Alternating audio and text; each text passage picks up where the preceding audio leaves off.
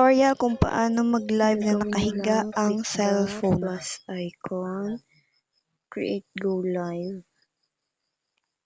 I-on yung rotation. Dapat naka-on ito guys. Oh, rotation. Then maglagay lang kayo ng title.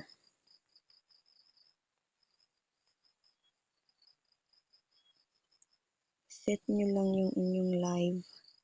After that, dito kayo sa may advanced settings. Yung orientation, dapat naka-horizontal. Ayan. Pag hindi kasi siya naka-horizontal, tingnan nyo ito. I-vertical ko siya. Maging ganyan siya, hindi siya magro-rotate pag nag-live.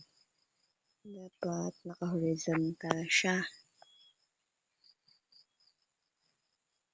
And then, i-go live na natin.